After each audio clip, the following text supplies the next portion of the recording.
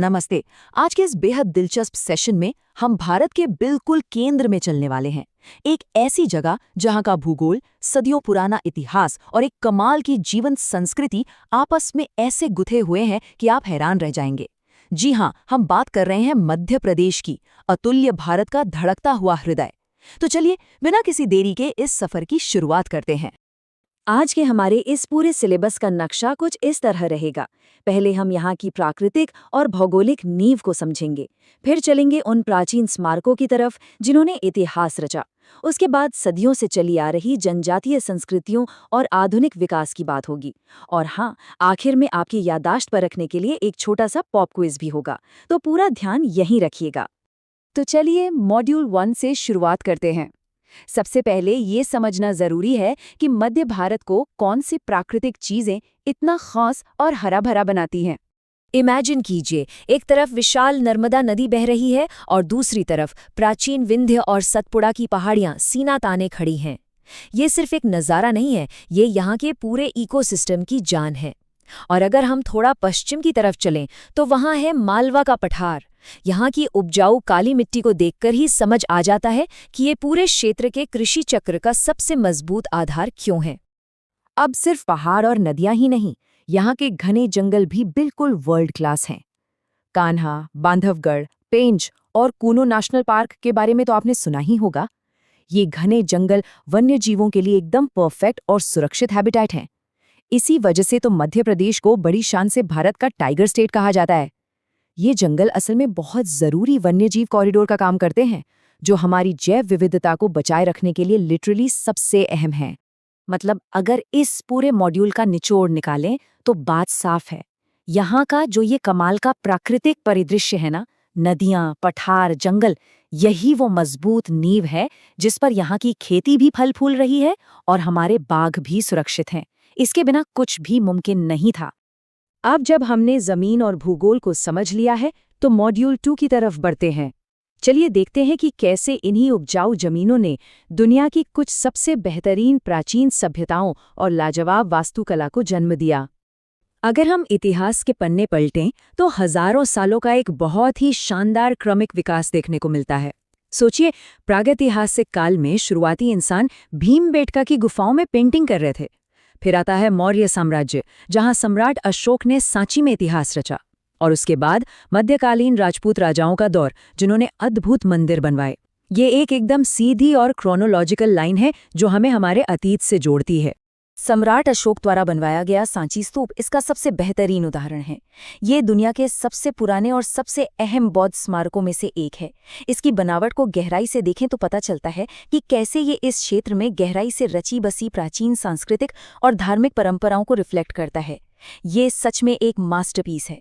और जब हम मध्यकालीन युग में आते हैं तो खजुराहो के स्मारक हमारा ध्यान खींचते हैं। अपनी आश्चर्यजनक असाधारण वास्तुकला और बेहद जटिल मूर्तियों के लिए ये पूरी दुनिया में मशहूर हैं।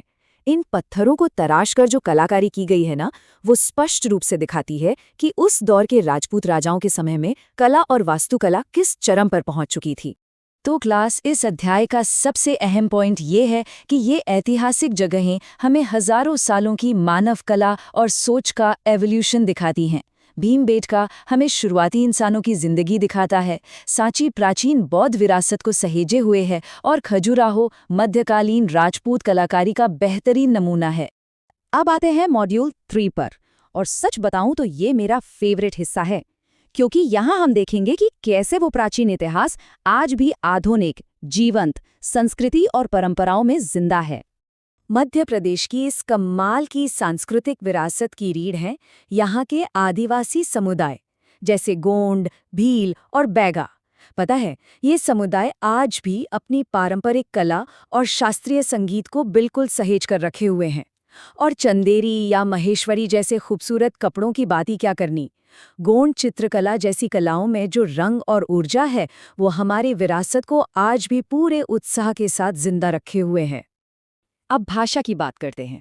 यूं तो यहाँ की ऑफिशियल भाषा हिंदी है, लेकिन अगर आप अलग अलग हिस्सों में घूमेंगे तो आपको बुंदेली, बघेली, मालवी और निमाड़ी जैसी कई क्षेत्रीय बोलियों की मिठास सुनने को मिलेगी।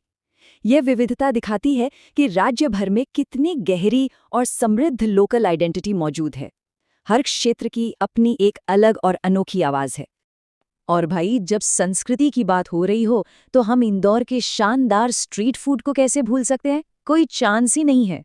दाल बाफला, भुट्टे का कीस और वो मशहूर पोहा जलेबी, ये सिर्फ खाने के नाम नहीं है, बल्कि ये डिशेस सीधे तौर पर यहाँ के लोकल ट्रेडिशन और लोगों के इमोशन से जुड़ी हैं। सच में खाना भी यहाँ की पहचान का एक बहुत बड़ा हिस्सा है। चलिए, अब अपने चौथे मॉड्यूल की तरफ कदम बढ़ाते हैं। यहाँ हम देखेंगे कि कैसे गहरी आध्यात्मिक जड़ें और आजकल का मॉडर्न एजुकेशन सिस्टम आपस में मिलकर एक बेहतरीन सिंथेसिस तैयार करते हैं। आध्यात्मिकता की बात करें तो उज्जैन का नाम सबसे ऊपर आता है।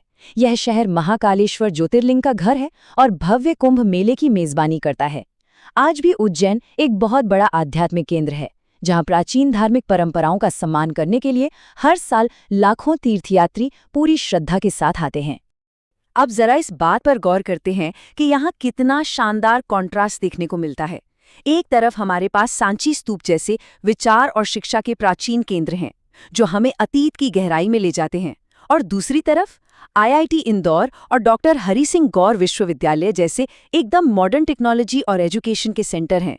ये दिखाता है कि इस क्षेत्र में विकास और शिक्षा की एक लगातार और बहुत ही पावरफुल लिगेसी रही है। तो चलिए, बहुत सारी बातें हो गई। अब समय आ गया है ये परखने का कि हमने आज क्या-क्या सीखा है। इस क्लासरूम रिव्यू और एक छोटे से पॉप क्विज के लिए तैयार हो जाइए। देखते हैं आपकी मेमोरी कितनी शार्प है। पहला सवाल, जरा अपनी ऐतिहासिक टाइमलाइन वाले मॉड्यूल को याद कीजिए। मध्य प्रदेश का वो कौन सा प्राचीन स्थल है जो पूरी दुनिया में अपनी प्रागैतिहासिक गुफा चित्रकला के लिए मशहूर है और हमें शुरुआती इंसानों की जिंदगी दिखाता है? थोड़ा सोचिए। अगर आपके दिमाग में भीमबेटका रॉक शेल्टर्स का नाम आया है तो बिल्कुल सही, एक्सीलेंट जॉब। इतिहास के इस बेहद अहम हिस्से को आपने बहुत अच्छे से याद रखा है। चलिए, एक और सवाल ट्राई करते हैं। इसका कनेक्शन हमारी उस मज़ेदार फूड ट्रेडिशन से है जिसकी हमने अभी थोड़ी देर पहले चर्चा की थी। इंदौर की कल्चरल आइडेंटिटी का वो कौन सा आइकॉनिक स्ट्रीट फूड कॉम्बिनेशन है जो लिटरली हर किसी का फेवरेट है? जी हाँ, सही जवाब है द लेजेंडरी पोहा जलेबी। दाल बाफला के साथ साथ ये डिश इंदौर के इनक्रेडिबल स्ट्रीट फूड सीन का असली स्वाद है, जो पूरी तरह से वहाँ की संस्कृति में रच बस गया है। तो जैसे ही हम आज के इस डीप डाइव सेशन को खत्म करते हैं, मैं आपको एक गहरे सवाल के साथ छोड़कर जाना चाहता हूँ। जरा सोचिए, मध्य प्रदेश की इस प्राचीन ऐतिहासिक विरासत और इसकी इतनी डाइवर्स वाइल्ड लाइफ को सुरक्षित रखना भारत के आने वाले कल को कैसे शेप करेगा? क्योंकि अपनी जड़ों को सहेज कर ही हम एक मजबूत भविष्य की नींव रख सकते हैं। आज के लिए बस इतना ही। सीखते रहिए, एक्सप्लोर करते रहिए और जल्द ही मिलते हैं।